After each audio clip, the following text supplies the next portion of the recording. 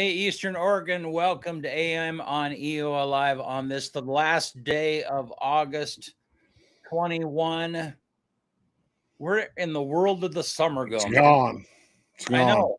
It just blink and It's gone. The months are just flying by. School started yesterday here? yeah, yep. Oh my goodness, summer's over. Yeah, when does I think I asked you this before. When does the school start for your kids? Next Wednesday. Yeah. Next And Wednesday. they're over on the west side. No. Wow. It's crazy. You see, have you been paying attention to Hurricane Ida at all? A little bit, yeah. Dude, could you imagine being this lady who was like standing on her porch? Hurricane Ida hit. They live in Louisiana in like a marshy area, Mhm. and all of a sudden she hears commotion, and her husband's getting attacked by an alligator. Tore his arm off. There was no phone line, so she hopped in a boat to go get help. She came back, and he was gone. He was gone like Gone. the alligator got him, or the storm got him. Something got him. Yeah, right in front of her. She went to go get help because they didn't have phones. She couldn't find their cell phones. They had I don't know. That is a little bit like the world that we're living in right now. I mean, it's like an alligator on top of a hurricane is like a drought on top of COVID, or or fire season on top of. I mean, it's just like, yeah. I mean, we don't even talk about the drought hardly at all, and there's farmers that are like seriously struggling right now because of this drought in our valley right here. Right. No, I saw a video yesterday of Phillips Reservoir, and I mean, there's I don't know how much water is in the bottom of it, but I mean, there's parts of Phillips that people have never seen. All the other animals have lots of food for a few days at least. Why's that? What do you mean? Fish. I mean, all the fish got to go somewhere. Yeah. Oh, I see. Easy fishing. Yeah. Well, I think anyway. Well, I don't know. You know that when the water gets that low, it gets warm, and a lot of fish can't even survive in that warm water. So, what's a tick in the Eiffel Tower have in common, BC? A tick in the Eiffel Tower. I don't know what. They're both parasites. I had to say one today that you would catch on to a little quicker. Yeah, yeah. So it's like we need this blinking thing that says "dad joke" coming now. It's happening. Dad joke is happening. Yeah. I had to get it out of the way early today. Oh yeah. No, how was your weekend and stuff? It was good. I'm still recovering. Yeah. I still have a little bit of brain fog and I'm tired all the time, but I'm slowly coming back. Yeah. Well, good. Yep. Well, it's good to have you back in the house. Yep. Every once in a while. We're going to be doing remote stuff for a while until some of this calms down. But it'll be good to be back at the table in the studio when we get a chance. So. It's weird. Like I haven't been out a lot, I mean, I haven't been out at all really. Yeah. But when I come in here, like and everybody knows my stance on it. I say, do whatever you want. Like me personally, I wear a mask, But it's weird to see like just how many people aren't wearing masks. Not that I care. I mean, I wear it to protect other people, not to protect me. You know what I mean? Like that's why I wear a mask. And it's just weird to see how many people have just said, nah. I don't care. And you and I talked about that a little bit yesterday. How, I mean, there is the level of concern is not very high out there. No. And it is rampant right now. I feel like that would change. I was reading an article this morning. It was talking about conservative radio hosts. 3 of them have died from COVID, and all 3 of them before they died. And this is on a legitimate, I mean, as legitimate as I think it could be site, like where all 3 of them before they died said, man, I wish I would have got vaccinated. Yeah. I mean, that's just. Well, there's no doubt that, and you and I talked about this, no doubt that the majority of the population of people that are in the hospital right now receiving care are people Unvaccinated. that are unvaccinated. Yeah. So yeah, I can't. What if I wouldn't have been vaccinated? As bad as I felt for the last 3 weeks, I wonder like what it would have felt like if I wouldn't have been vaccinated. yeah. Ooh, Yeah. ooh. Well, and so, let's pivot just a little bit and talk about did you see the pictures of the thing on the courthouse, excuse me, the city hall steps? I mean, they had the vaccine mandate protest, or I don't know if it was a gathering. Did you follow that? No, I didn't see it. Yeah, no, there was a good group of people that were Saturday morning that were on the steps of City Hall. Good for them. I'm all for, it's their right to do that. Like, I said, do what you want. I totally agree. And we're going to have Brent Smith is going to come over in a minute. We're going to bring him in, and he's going to talk to us about the vaccine mandate and legally kind of how we can approach that as citizens and stuff. The one thing that I agree with is that somebody commented to me that there's, the kind of the movement in the Valley started with a group of people who didn't want the local schools to require masks, the mask mandate in schools. That was kind of their thing. And now it's kind of morphed into a mask mandate, or excuse me, the vaccine, pushing against the vaccine mandate. And those two issues are not exactly the same. It's not the same issue. Well, so somebody said it was a freedom rally, not a vaccine protest. Freedom of choice. Well, okay. Yeah, but it was brought on by the vaccine mandate and the right, mask mandate. Right, but there's a group of people. There's a group of people that are very much, they're against masks in high schools or schools, and they're also against the the vaccine mandate. And there was a good group of people there, but those two people are not. I mean, I think there's an assumption that everybody there. I think that's what she's saying. It was a freedom of choice rally, not a vaccine or mass protest. Yeah. I think that's what that's what she's saying, is it wasn't necessarily about the mask or about the vaccine. It was more about just being able to choose because it's right. But I'm just saying that you can call it what you want, and there's those two camps are not necessarily. And I know this because I have my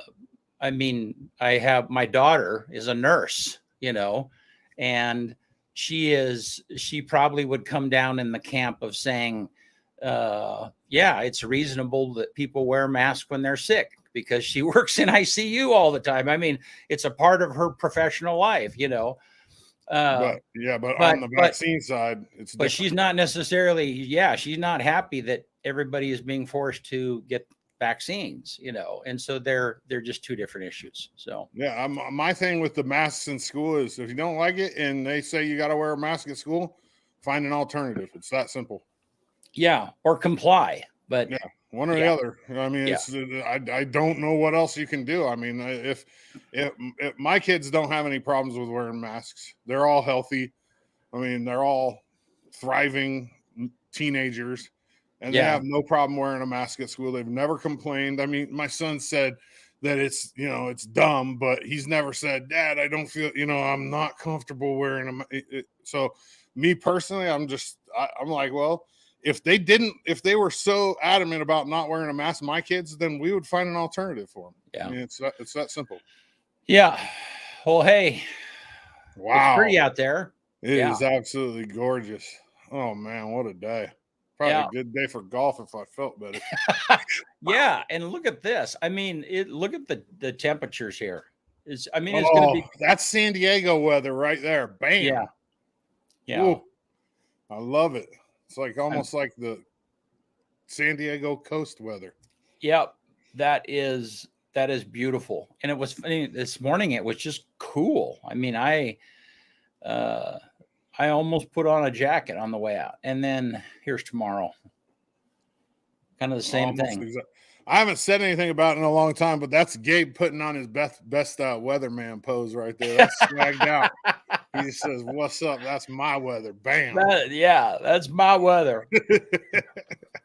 Yeah. He has a lot of confidence for a 16-year-old. Wow. He does. Yeah. It's And crazy. that, and again, if you've not ever tuned into our, to his weather forecasts, he has that same graphic, and it's a little video that plays with him speaking the weather, and that shows up every day at this time. It's probably dropping right about now on Facebook, Instagram, Twitter, and then he has an extended forecast that comes out on Fridays. Yep, he kills it too. He's good. Yeah, he's doing doing very well. Yeah, and we've been doing this for, is it 6 months now or something like that? I mean, he's incredibly committed for. I like the fact that he wants to do more too. Like he's like constantly just like, all right, what else can I do? Like, how do I make this better? Like that fits good here. Yeah, and Nate Conklin sponsors that, but we're always looking for more sponsors. Is that something that you wanted daily exposure for your business? We'd be happy to hook you up with that. Yeah, all right. Like you see, like this daily exposure, like right That's here. Right. That's right. Right there. All righty. Well, let's bring in Brent. How are you doing, man? Hey, good morning, everybody. Good morning. Yeah. Thanks so much for having me. Let me fix my tie. Yeah. It's really, there you go. Yeah. Swagged out too, I gotta look appropriate. You gotta look lawyery. Yeah. It's so good to be with you guys. And I really, I don't watch EOAlive every day, but I watch it pretty regularly. And I just appreciate that you guys do this and we have this, resource. So thank you. Yeah. Thank you. Well, thanks, man. So let's start a little bit broader first and talk about why are, what's driving the mask other than the governor? What's driving the vaccine mandates? Does insurance have something to do with that? I don't know. Maybe talk a little bit about that first. Yeah. So I think we have to just kind of start at the beginning. And is insurance driving it? There was some conversation about in connection with the school, whether a school board decided to try to not comply with the governor's order on the schools. There was some discussion about insurance there to, well, we won't be covered or we'll lose our insurance. And that really wasn't. That really wasn't the case. That was not actually happening. It was just kind of like a threat. There was, my understanding is there was some statement that if there's a claim that is based on, a failure to follow a safety rule, we may not defend you on that if you intentionally weren't following the safety rule. It's sort of like, it's a rough analogy, but it's like your home insurer is not going to necessarily insure your house if you set it on fire intentionally, right? So, I mean, it's just, it really comes down to those were, and I'm not really here to talk about the mask issue, but those were, safety rules handed down by a person that had authority to do that, the governor. Had authority to give that directive to the schools. So there's not really, I haven't heard any real, question about the authority to do that. People have all sorts of opinions about whether it's necessary and so forth, but she had authority to do it, and that's why that came down. But I think you were talking about, do I call you BC or Brent? You can call me whatever you want. It will get confusing since we're both Brent. Yeah. So I'll call you BC. Call him BC. That's And what's funny is that I worked with a guy and he was my boss and his name was Brent. And so this was 30 years ago. And so BC is a nickname that I've had in the past. That's what's kind of funny. Well, I think it works great. But you were talking about, the different opinions that people have. And I think that it's important that, like, we recognize that there are people with different opinions, and there is a lot of reasonable debate about the right way to go. And there's a lot of, it's not really the science, right? Science is a process where people figure it out over time. And there's just new information coming out all the time.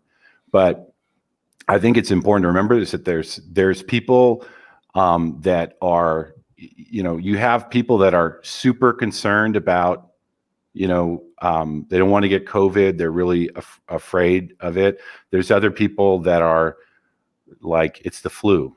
There's people, and there's probably good arguments to be made both ways, but those are all human beings in our community that vote. And, you remember there's people that are very afraid of COVID, and they've been vaccinated, and they wish that everyone would get vaccinated because they really believe the vaccine is effective, or for whatever reason. But some of those people are really against vaccine mandates for employment. Like a lot of people that are vaccinated and are in favor of everyone getting vaccinated, right? They're not necessarily in favor of having a mandate for employment or having a vaccine passport. Yeah, Dodsey. That's you. No, Yeah. I'm vaccinated, but I'm not in favor of forcing people to get vaccinated at all. Yeah. And I think that's a pretty reasonable, position to be in, and in part because like you don't necessarily know what the next thing is that you're going to have to take in order to have a job or travel. And people are, they have a legitimate concern about that, and then on down the line, you have people that, have been on the fence about it, and maybe they don't feel like they're in much danger from, death of COVID. And, and then you have people that, just really don't want to ever, take a vaccine. There's people that object to the way the vaccine was developed. So, you just have a bunch of different opinions on down the line. You have people that have natural immunity, right? So that, this is, it's important to remember that there's a lot of different opinions, and all those people are voters. And, that I just think people that are against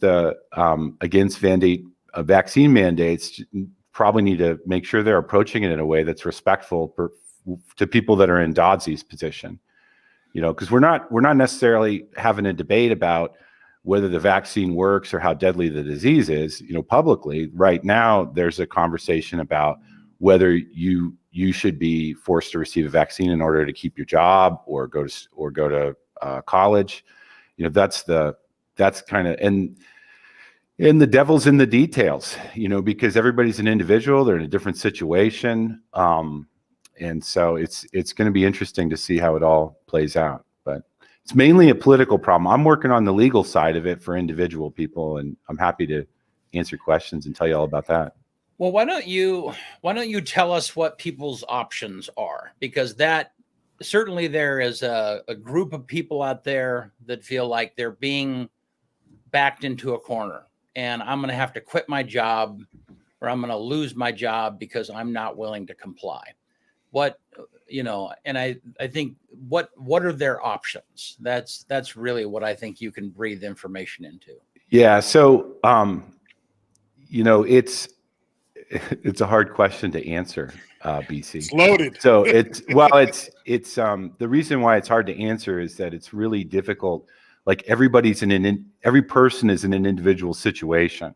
So, if you're a healthcare employee, you're facing a particular rule that came down. It's an administrative rule. It's 333-019-1010. So it just came out. And that's the rule that you're faced with. Also, if you're a healthcare employer, you have to comply with this rule that was issued by the Oregon Health Authority.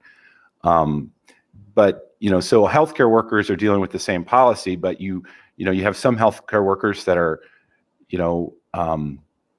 young and healthy, or they have a history of strokes in their family and they're concerned about side effects, or they have antibodies, or they have religious beliefs that conflict with receiving this particular vaccine.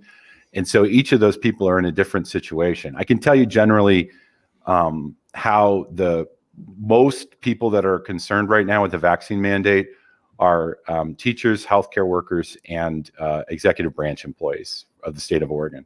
There's also federal employees are facing a mandate, but it's very different from the Oregon mandate. So let me tell you what the federal mandates that I've seen are so far.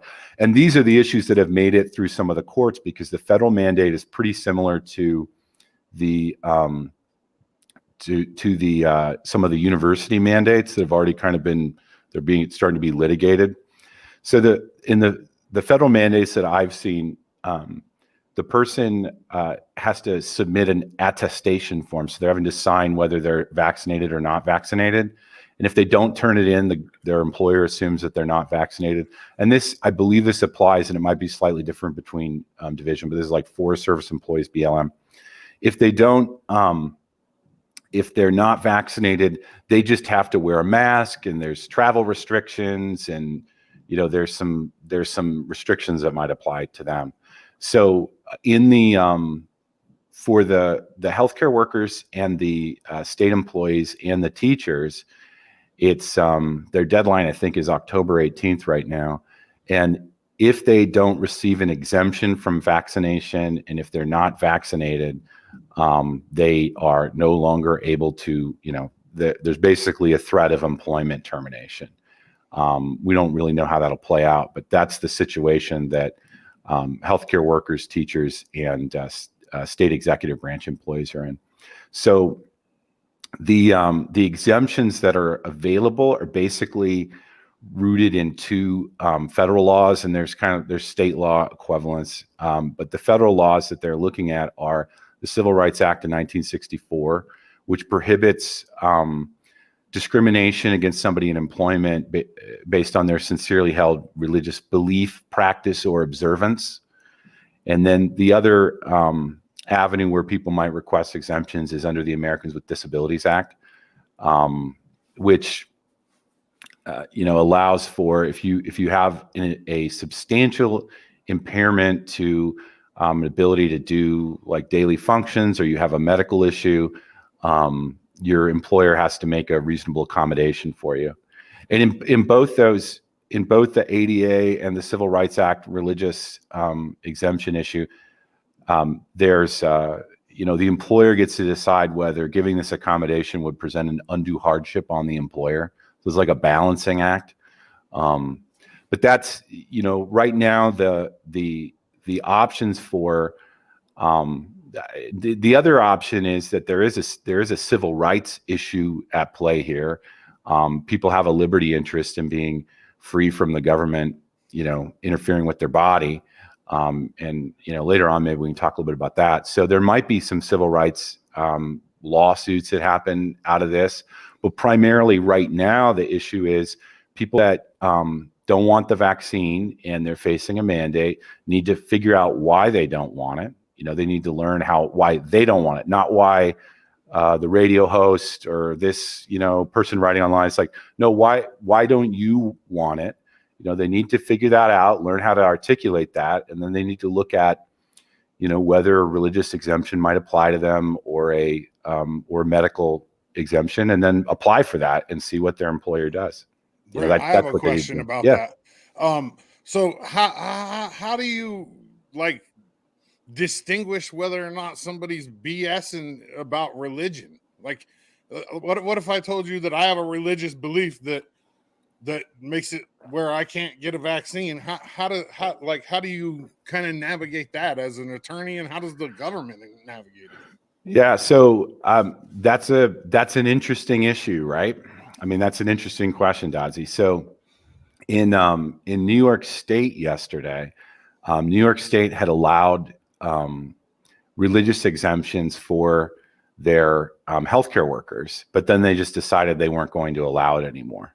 Right. And that's, the issue is that, like, neutral laws of general applicability.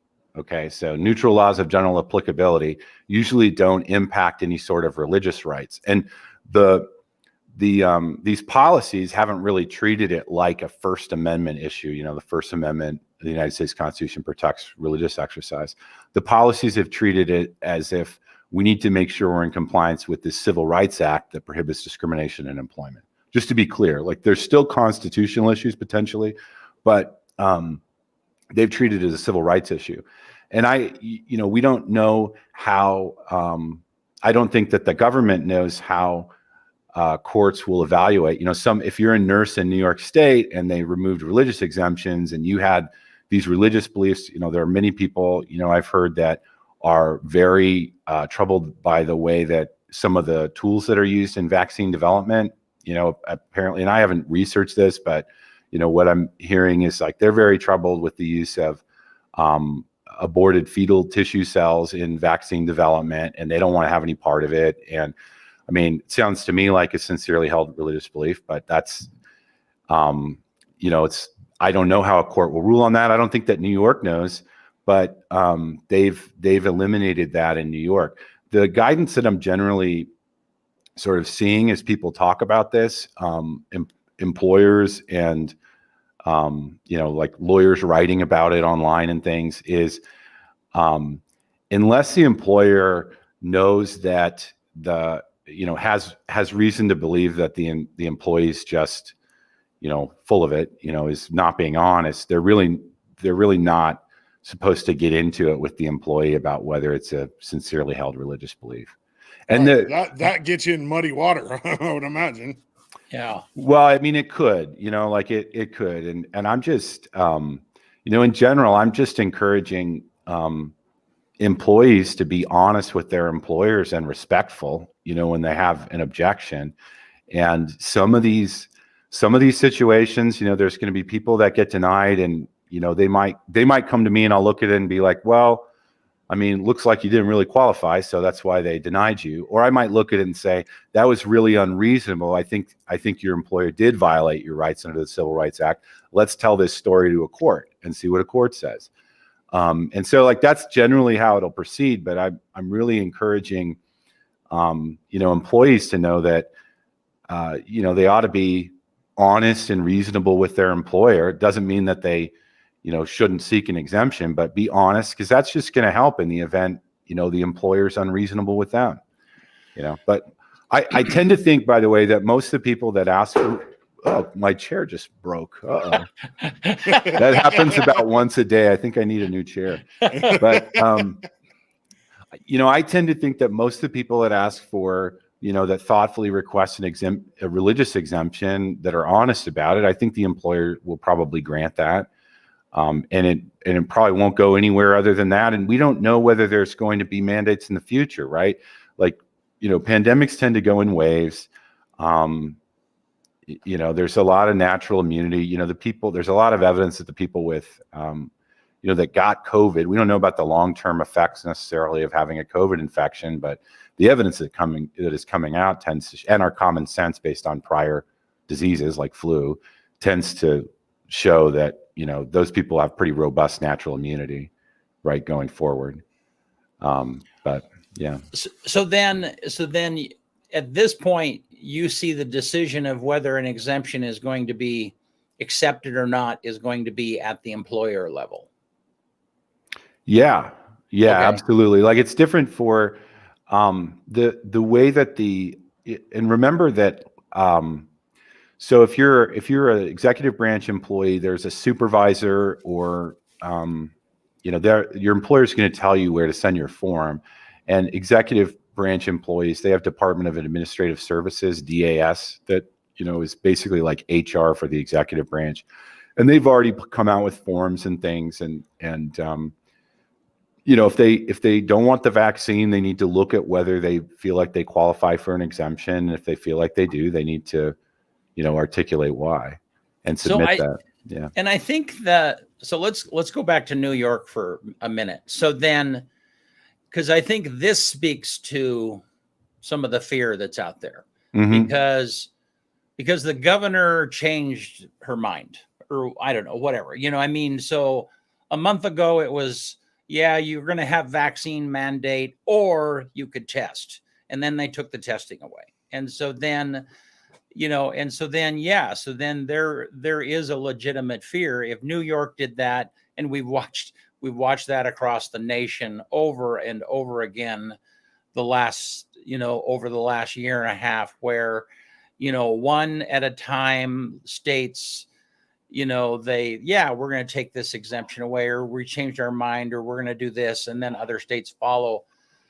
In that particular case, how can a state, will there be lawsuits? Will that be litigated? How does that work? Maybe you can give us a little bit more of a,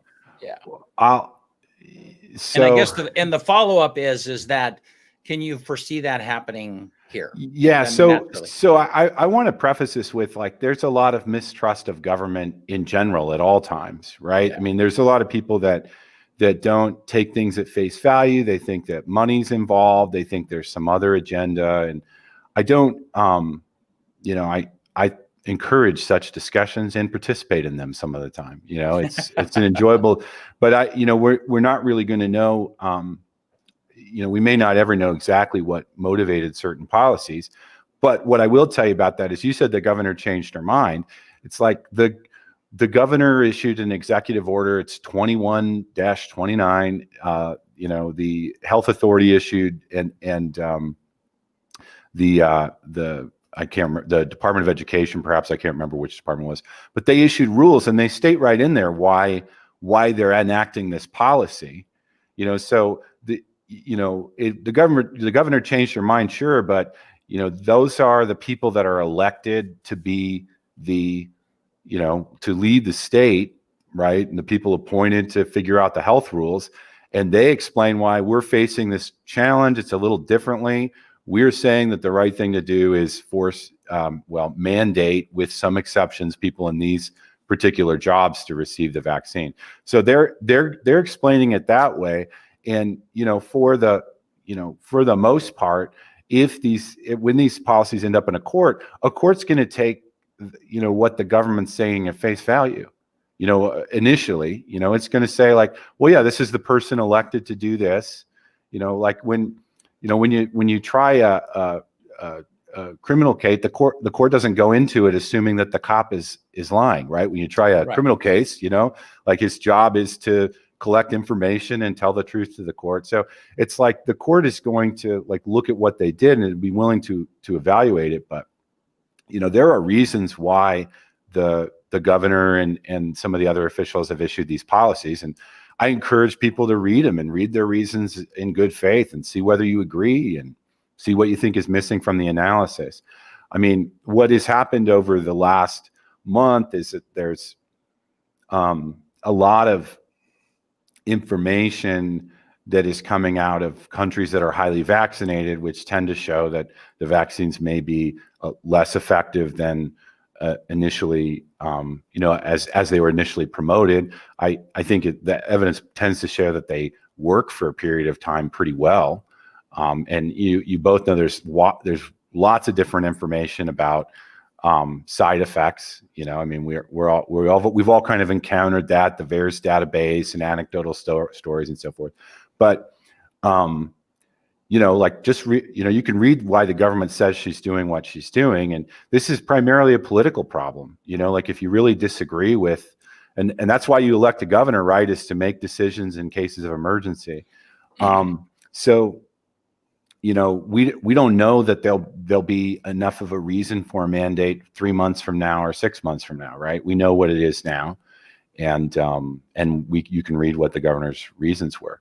But you asked me how it ends up in court, really. Well, yeah, I guess what I'm asking is you laid out the First Amendment, and then how does the state of New York, in light of the First Amendment, how do they even just say, like, okay, we're not gonna allow that? So, some of the civil suits that have come out of this in various states have raised constitutional issues, but the governments have generally approached it. I'll give you the history of it. It's really interesting history, actually. So the governments that have issued these policies generally have kind of not treated it as if there's any like Bill of Rights, negative rights, God-given rights, constitutional rights type issue at play. They've just issued their policies to comply with the Civil Rights Act and the ADA, generally speaking.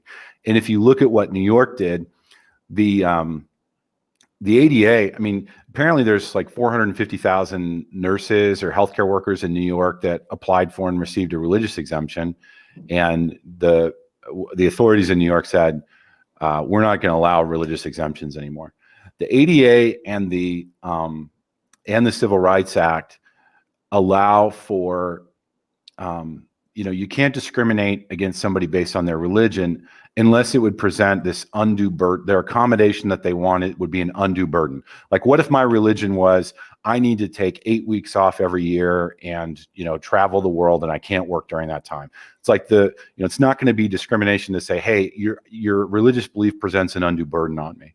So, essentially what's happening, I think, and I haven't read the actual policy in New York, but what I understand is that they're saying, like, these religious exemptions present an undue burden. The vaccine is so effective, and this danger of having unvaccinated healthcare workers around patients is so great, it will create so much death and destruction that it presents an undue burden on, the employer. But I don't know the specifics of New York's policy, but I'm just saying, like, that's what the analysis is. Okay. The constitutional issue is different. And so there's like a leading case that gets talked about, and people might have heard of it. It's called Jacobson versus Massachusetts. And it was in 1905. And there was a smallpox, and it went all the way to the Supreme Court.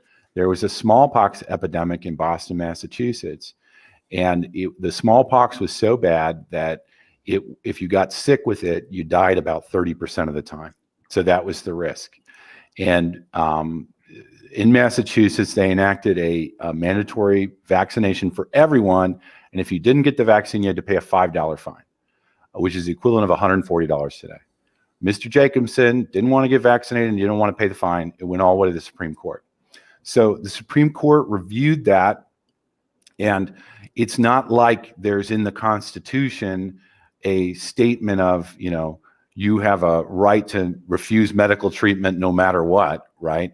So, but the Supreme Court reviewed the constitutionality of what Massachusetts did, and it said reviewed it on, because it found that there is a liberty interest at issue. Like, you have a right to be secure in your person, you have a right to do what you want with your body, but how great is that interest? And the Supreme Court said, basically, this isn't quite as, it's not the same as like a law that bans a particular religion, or a law that says you can't, publish about this subject, publicly, or a law against assembling. It's not an enumerated right, but there is something at issue. So the court would look at, was there a rational basis for the government to do what it did? Like, that's basically, was there a rational basis between what they were trying to achieve and what they did? Because this interferes with this person's liberty interest. And the court in Jacobson versus Massachusetts, 1905, found that, this was the elected governor or whatever official did this, and there was a rational basis. So it upheld forced vaccination. Remember that smallpox vaccination had been around for about 100 years at that time. I think it began in the early 19th century in England. So that's the Jacobson case. So what is strange about it is that legacy of our history kind of leads to something that most people think is terrible, because it leads to the Buck versus Bell case, which is a case that was decided. The opinion was by Oliver Wendell Holmes in 1927. He's probably one of the most famous Supreme Court justices. And so Buck versus Bell dealt with forced sterilization, right? So it's the 1920s, okay? It was a period of time when you could get a degree in eugenics. You could be a professor of eugenics. We didn't really think highly of eugenics as a science after World War II, right? So, this is how things changed. And the case that they relied on in deciding in favor of allowing forced sterilization of somebody that was disabled, or you'd have to read the case to understand the history, was Jacobson versus Massachusetts. And literally the quote was, it's the famous quote people have heard, "The principle that sustains compulsory vaccination is broad enough to cover cutting the fallopian tubes." Jacobson versus Massachusetts was the citation. 3 generations of imbeciles are enough. That's the quote that a lot of people from 3 generations of imbeciles are enough. It's considered like the low point of American jurisprudence in a lot of ways. But, like that's so, the fear of government overreach in this area, is real. And the thought process of like compulsory vaccination is just okay, certainly led to some things that most people feel is not okay. So, it's going to be a difficult thing to work through over the next years, but the courts do have a role in reviewing the constitutionality of these policies. I hope that makes sense. Yeah, I followed that. Yeah, I followed it 100%. So do you think and this is more of a political question, I suppose. We did I did a hospital town hall. They kind of initiated that, and we had a number of professionals that were a part of that conversation. And one of the things that came out of that conversation was the staff shortage that is already in place. And I know that is a panic among, I know that's a panic among hospitals everywhere right now, because it's like, wait a minute, we're barely getting by. Everyone knows that there are way more jobs than there are people willing to fill them right now. And so we're running short on staff in a number of areas already. And there is a potential of us losing staff when we need them the most. And then you have people that are there that are overworked. It's just very much a cascading nightmare. Do you think there's any chance that, the governor or someone might say, yeah, this is just not sustainable? I understand the plan here, but this just is not a good, I don't know. Is there any chance of that, do you think? Well, I think there's a chance. And, I want to be clear in general. Like I'm not really working on the political problem. Right. I know, like it's related, I'm here, I'm working with, and just trying to help individual people with their individual problem with their particular vaccine mandate and their situation.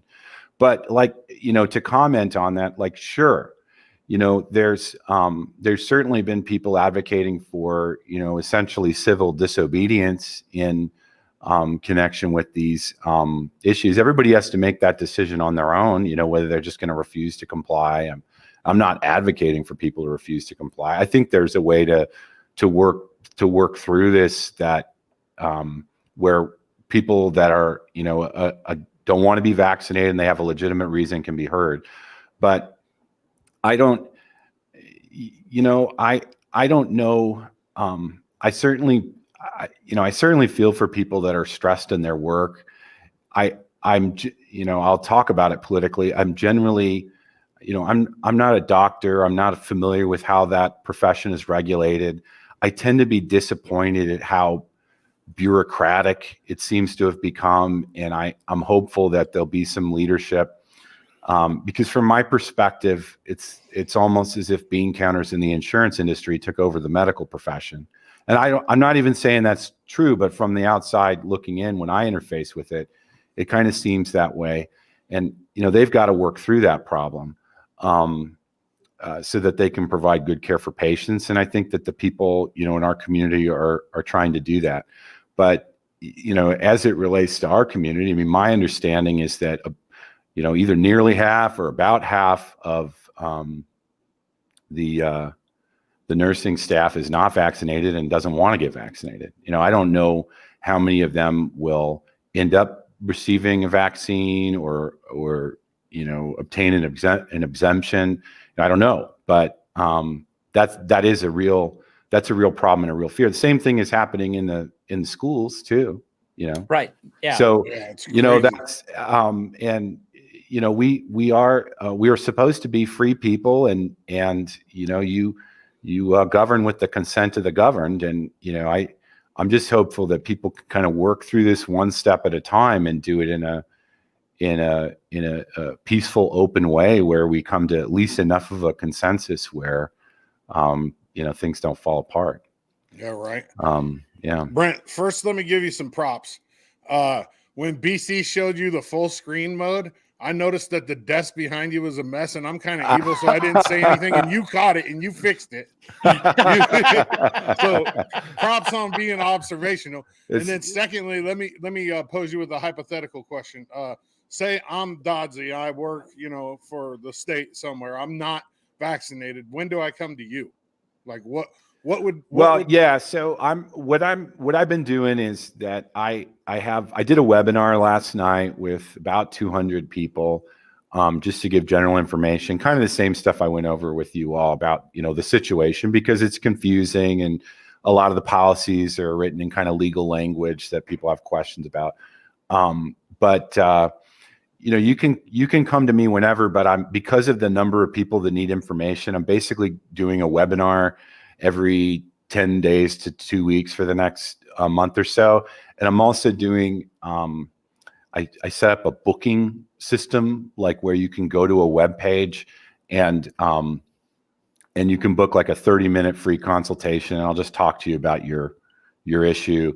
And if, some cases, sometimes I might meet with somebody and be like, we need to take this case. We need, I need to get really involved. Most of the time, I think 95% of the time, people just want to get some advice about it and talk to somebody that knows how it might play out in court, so they can kind of talk to them about it.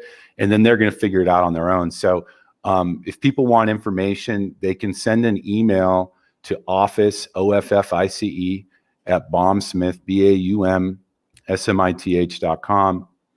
Make sure you mention who your employer is and what your name is, because I can't get involved with every situation, because it's like, we represent some businesses in the Valley, like I can't get involved to help you if I represent your business. And we're not getting really involved in the, for the school teachers, but there might be some other resource those folks can go to. Yeah, so that's kind of what I'm doing, just to educate people about it. I mostly, when you have like a one fits all policy like this, for most people, it's going to be okay. And 40 or 50% of the people in our Valley are vaccinated, right? I'm assuming it's, similar amongst the employees that are facing the vaccine mandate. But there are some people that, I'll tell you what it is. So I've heard of, there's my chair again. This is the last day for this chair. R.I.P. Yeah. I've heard that, people will go see their doctor and they had COVID recently, and they say, and their doctor says, well, don't get the COVID vaccination for 90 days. Just tells them that. But you should get it, but don't get it for another 90 days. Because apparently there's, some science that supports you don't want to get it right after you had the disease. Kind of makes sense to me. But at any rate, then they're faced with a mandate, and the mandate's sooner than that. And they say, hey, would you sign my medical exemption form? And I'm hearing anecdotally, they're like, no, I can't sign that. I'm worried they'll take my license. So like, this is, that's a real problem. And I'm sure I'll be talking to some medical providers about that, because you have both like medical provider businesses that are concerned about the health authority coming down on them if they grant too many exemptions. You have individual doctors that are worried about, am I so far outside the bounds of medicine that, my profession's going to try to pull my license or sanction me, and I don't know the specifics of this case, but there was kind of a famous case in Oregon where there was a doctor in, a pediatrician, I think, in Portland, that he was apparently like giving kids the entire vaccine schedule, but he had his own protocol where he's spreading the vaccine doses over time and kind of publicizing this, spreading them out over time, because he felt giving them all at once was a little more risky for a child. And, they pulled his license, and I don't know the specifics of that case, but, there's a reason for, the professionals to be a little bit concerned too, and they've got to behave carefully. But that leaves, you can imagine how you'd feel as a patient if you talk to your own doctor who's familiar with you and says, well, you just had COVID, so don't get vaccinated for 90 days. Then Right. you need a letter from him, and he says, "Well, no, I can't get involved in that." That's a tough spot to be in. All right. So Lacey wants to know how can the people get invited to your webinar? yeah, so if you just send an email to office@bombsmith.com with your name and the name of your employer. Yeah.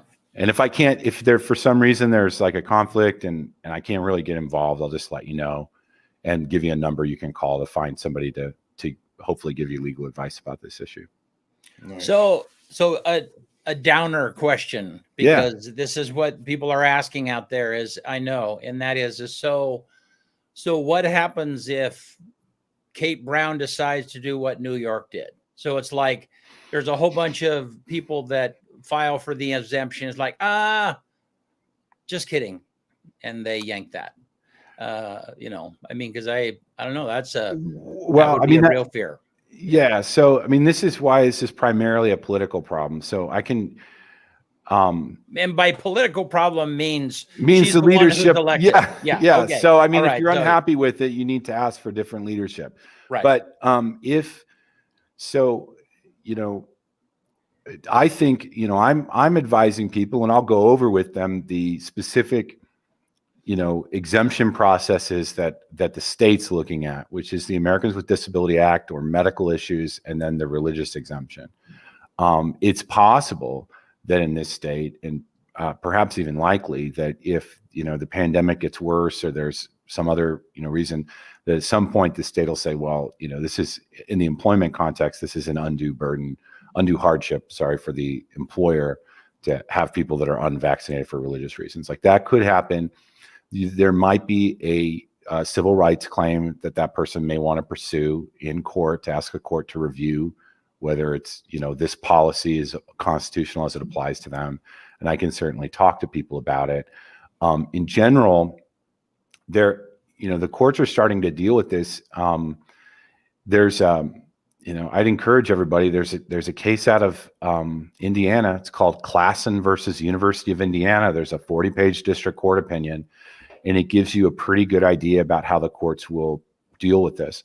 Courts are reviewing these vaccine policies in general when the government's involved, to see whether the government has a rational basis for doing what it's doing. And I don't. A forced vaccination, if it was for everyone, or a vaccine passport, I'm not really confident that a religious, a right under the First Amendment or the Oregon Constitution protects religious belief also. I'm not really confident that will cause a court to give somebody relief. I'm just telling you, because, some of these vaccine mandates are going to be neutral laws of general applicability. The court will review it to see whether there was a rational basis for what the state did. You can present evidence, there'll be a debate in court, but that's a pretty low standard for the court to meet in reviewing a government policy.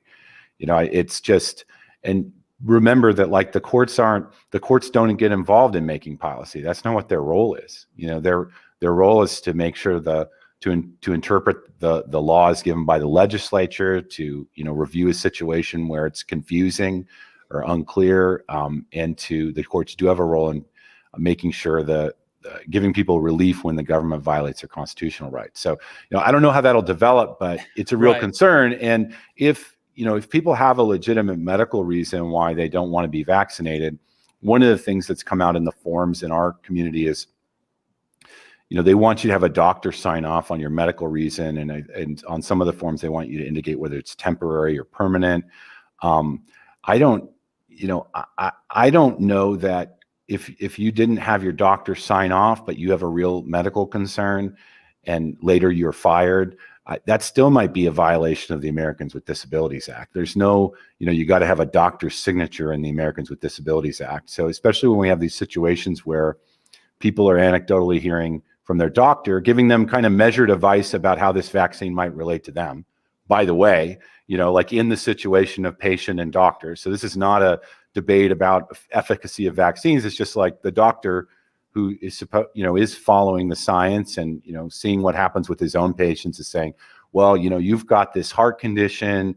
I'm really not sure for you because, I had so-and-so that had a really bad reaction, and you're not overweight, so you don't have as much of a risk with COVID, or you have natural immunity. Like this is a complicated question. So, when you're having doctors give people measured advice so they can make their own decision, which is what informed consent is. And by the way, if I can get on a soapbox here, Oregonians care so much about medical choice that they were the first state in the nation to pass a Death with Dignity Act. We cared so much about your medical choice that you could choose through a process to not receive medical treatment at all anymore. So, certainly as it relates to your own health, we care about medical choice. So we're in a situation where, it's very clear that the vaccines that we do have are not sterilizing vaccines. By that, I mean, they don't make you unable to get COVID or pass it to others, right? So as far as spreading the disease, and we'll see how the science comes out on that, but it doesn't appear that an unvaccinated person is more likely to spread the disease than a vaccinated person, right? They're in the same situation there. But when you look at the public health issue of like overloaded hospitals, remember when this started, it was 15 days to flatten the curve, right? That was how it started with everybody, and it's like, I think a vast majority people would say like, well, our leaders, I could see how a bunch of people get sick at once, and then you have people not able to get treatment and they really need it, and they got to they got to triage. Like that's a very legitimate concern. But, at this point, it appears that the unvaccinated, if the vaccine gives protection for a period of months, which against serious illness, which I think there's pretty much a consensus on that, then it's really just, is there going to be an overloading of hospitals because unvaccinated people get more sick than vaccinated people? So that's really the only public health issue that I see there. And really, as far as how these play out in court, there's a lot of reasons to believe that people that have natural antibodies, and you can get tested for natural antibodies locally right now. You can go and get a blood test and they'll tell you your level of COVID antibodies. People with natural antibodies are less likely, based on the data coming out of Israel, to get very sick than somebody who is vaccinated. So there's not really, so a person that hasn't been vaccinated but has natural antibodies, they pose the same transmit the disease risk, and they pose probably less of a public health hospital impact risk. But that's why many people feel on the political front that people ought to have a right to choose to not face a mandate, because they're in those individual situations. So, and part of what I'm telling you is that the people that have natural antibodies, and they know they have natural antibodies, and they don't qualify for a religious exemption or a medical exemption, that's the sort of situation that I would like to see a court get involved in, because I'm saying I don't really think the government has a rational basis in forcing that person to get vaccinated in order to maintain their employment. Right. So, and to go back to what you said, just to connect the dots a little bit more. So you were saying Oregon felt strongly enough about people's rights to make their own personal medical decisions that they were the first ones to pass the Death with Dignity law. But in this particular case, they're saying, yeah, but you don't really have the right to choose whether you're vaccinated or not. I mean, is that, are you kind of, well, right? Yeah. So, right. We're not dealing with a vaccine passport right now. We're not dealing with a general, mandate for everyone. Right. So they're saying, if you want to be employed by the executive branch, in healthcare, at a school, you don't have a choice. Right. We might give you an accommodation. Well, yeah. I mean, I don't look, I just don't. I think it's fine for somebody to feel that way about it. I'm not saying it's hypocritical, because there are legitimate public health issues where government might need to take emergency measures. Right. And the courts have a role sometimes to get involved, to say, there's no rational basis for this, or you're applying it in a way that doesn't make any sense to this particular person, or you're picking on this religious group. And, I want to make sure that people are aware of this, that's available to them, and they can get advice about it and be heard, and then a court will decide. And but we have, I've described to you like the United States Supreme Court case law and history on this, which has been, there's a rational basis test. But I'm also trying to say, like, this is a serious issue, and many people feel like they have a right to health freedom or choice to what they put in their body. It's not, if that right exists, it's not spelled out super well in the Oregon Constitution or in the United States Constitution. But the policies that Oregon has adopted, over the last, I don't know how many years, but, things like the Death with Dignity Act, things like the informed consent provisions. Informed consent is you have a conversation with your doctor about whether this is right for you or not. And you have a right to refuse to make the decision. It's up to you. Like things like this are already kind of embedded into our laws. So we don't really know what standard a court will use when looking at this, but we have a lot of reason to believe that, what you take into your body is a significant right. And we've got to be careful when government, the courts have a role in reviewing that. And I don't know exactly what standard will be applied. Nice. Like a situation where the smallpox is killing 30% of the people that get it is very different than a disease that, apparently 300 to 400 in the first 18 months of COVID, as far as people under 18, less than 400 kids died of COVID, 540,000 minors died of other causes during that time. So, this one size fits all is really, it's different from saying, I'm saying, get advice about your situation, but one size fits all. I think there's a lot of good reasons to critique that. Many. Mrs. Kerr would like to know the difference, I think, legally between exception and exemption, because she says the Oregon Health Authority form states exception. I don't think there's any difference. I don't think so. It's like some of the statutes use the word exemption, some of them has used exception, and in some of the paperwork that's coming out of the different employers, they're using one in place of the other. So I don't know that it matters. Okay. So let me pivot just a little bit, and this is a little bit broader. And if you can't answer this, and then we'll quit after this. But unfortunately, us local people are employed by the hospital, or they're employed by the school district, or whatever the case might be. And those agencies are just following the rules that are being applied to them. And so, and there's been a big conversation, and this was my conversation to begin with, was like, okay, well, what can the school district do to push against massing? What can the hospital, what can they do? Can you speak to the power that they have? We can be civil, we can be disobedient. We can file an exception. What power do they have in these situations?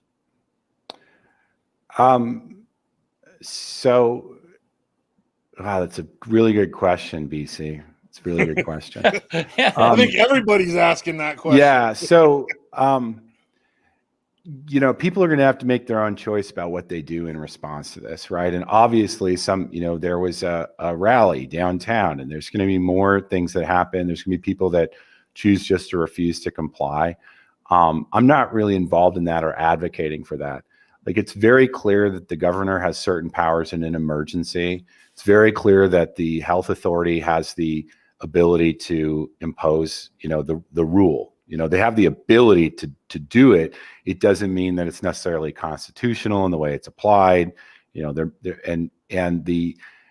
understanding is that the governor is effectively superintendent of schools. That's why she issued the rule.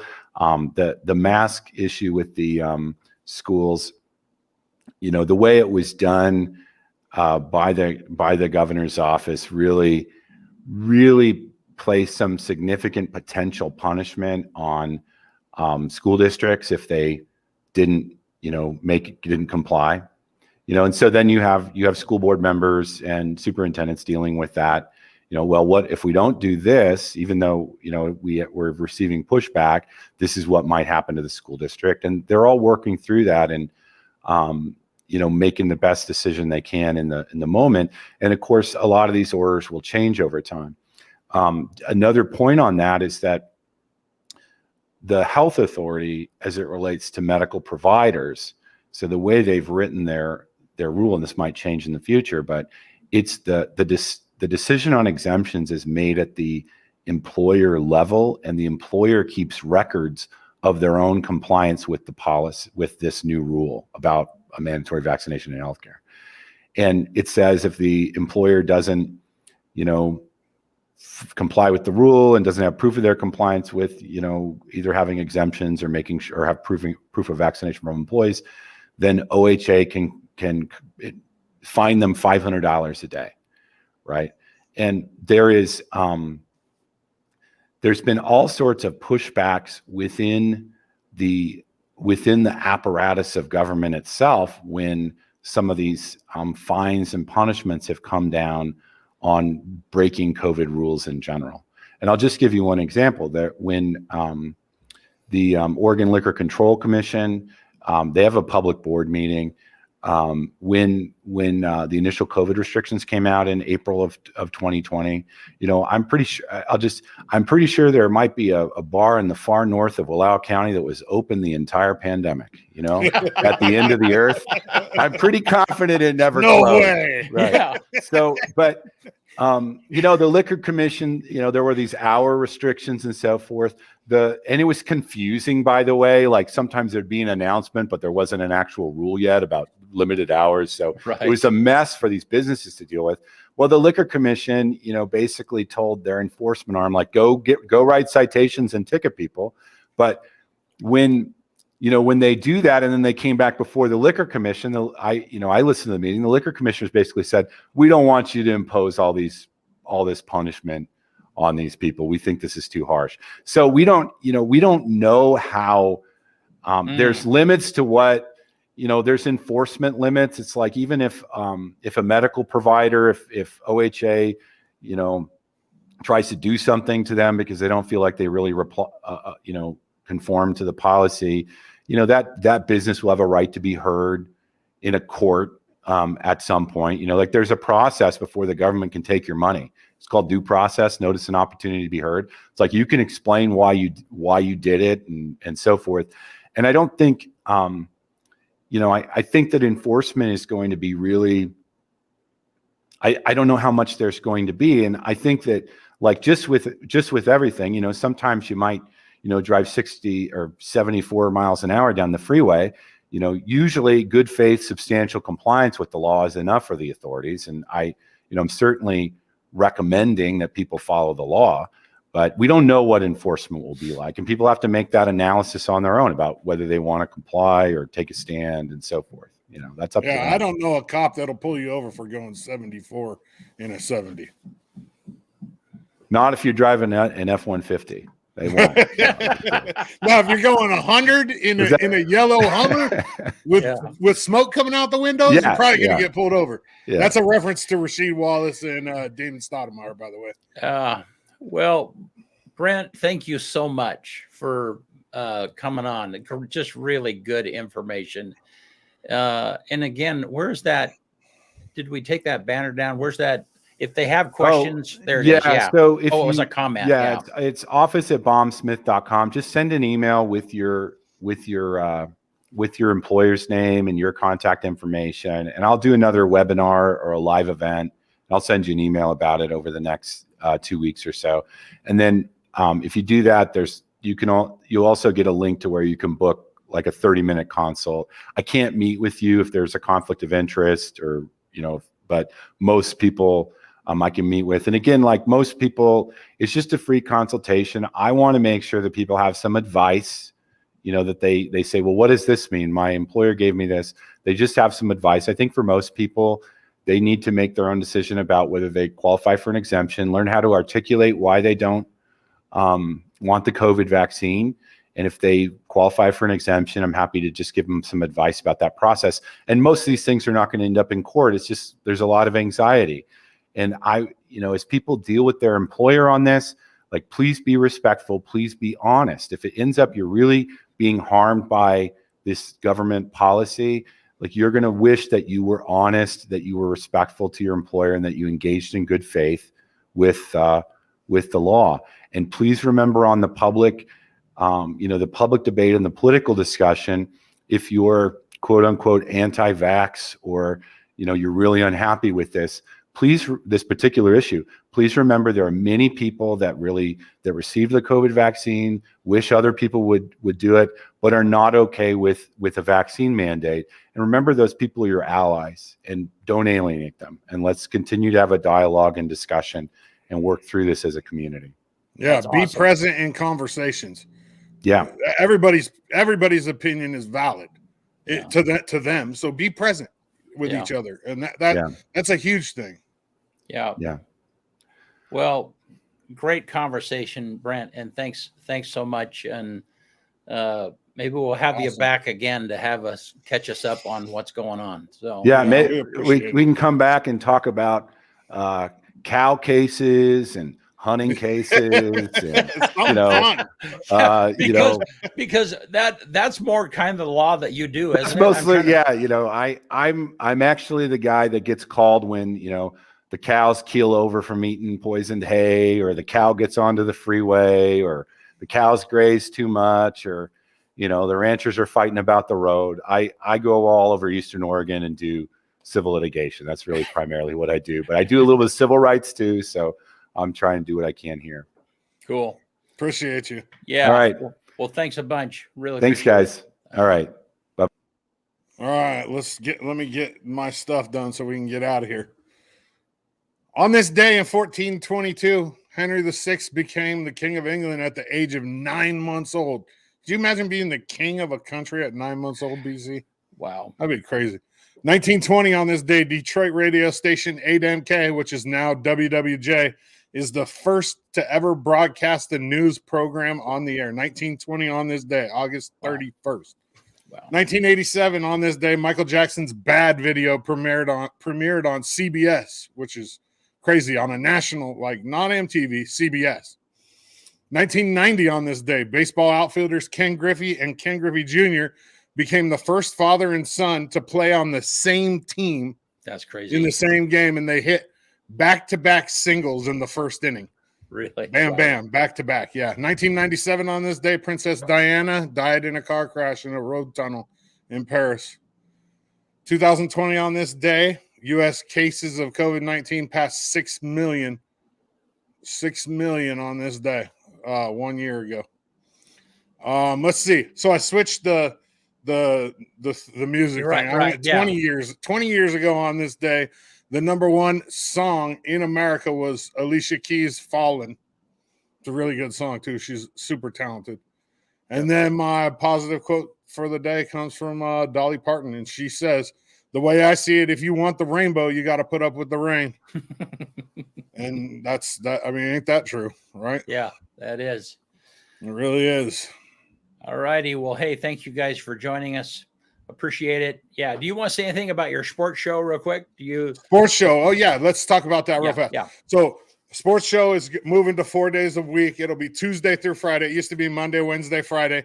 In the fall here, there's a lot of stuff going on, and I have a lot of stuff that I need to get covered. So I'm going to add 1 day a week, Tuesday through Friday. There'll be a show today at 5:30. It premieres at 5:30. There's some big guests this week, so pay attention. Yep. Awesome. Thank you all for joining us. And this Thursday, Patrick Flynn will be with us. Be talking about a golf tournament coming up, and it's always fun to talk to Patrick. So Thanks so much. Talk to you soon. Appreciate you, Eastern Oregon. Yeah.